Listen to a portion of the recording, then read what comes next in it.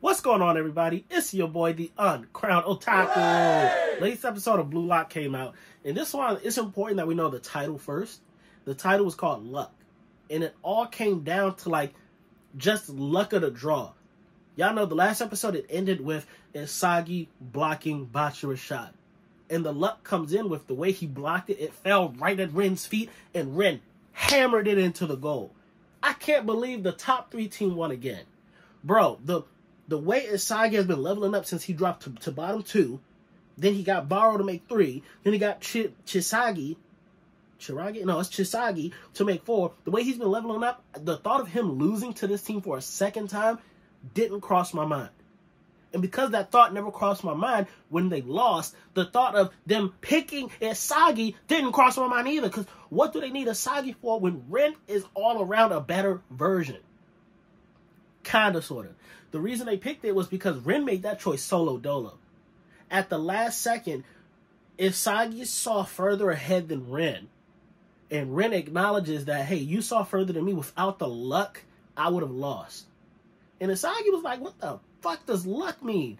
I need something tangible. I need something I can understand, I can feel, I can touch, I can work on to get better. I can't get better luck. What the fuck you talking about? Sorry, I'm sick, y'all. That's why I'm cussing.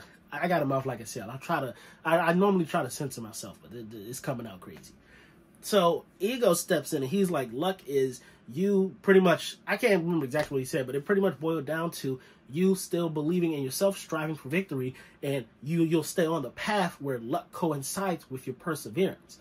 Ren saw that Isagi was ahead of him, and Ren started moving to position himself just in case.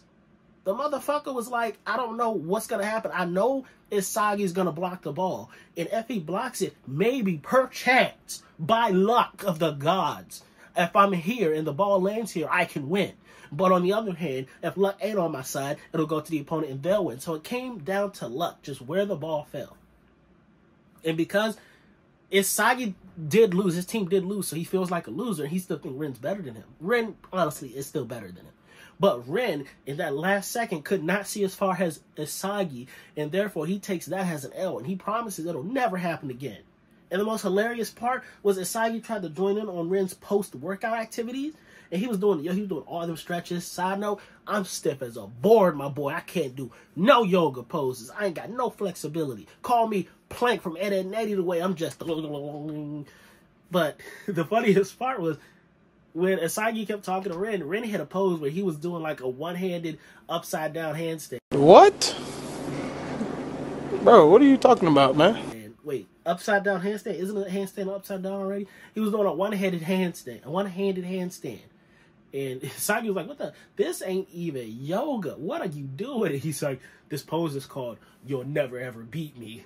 I was like, my boy, he just hit you with a Uno reverse hold these. Hilarious. But the real star of this show is actually the outro. Maybe I didn't listen to the outro last episode, but I think this is a new outro, and it's done by a group called Unison Square Garden. The song is called Numbness Like a Ginger, and motherfucking shout out to that song. That shit was banging in my eardrums. You feel me? Like, numbness like a ginger, numbness like a ginger. That song was hella cranking. I hope they keep that for a long time. That's easily one of my favorite outros in anime current day. All time, maybe it breaks the top 10 all time. I watched a lot of anime, so I'd really have to think about outros. Like everybody else, I normally don't listen to outros too much, but Blue Lock is doing something special. It played the outro while the episode was still happening, and then mid-outro, it kicks you into part of the next episode. We got to see that in the next selection, third part of the selection, they're going up against the top 5 strikers of the world.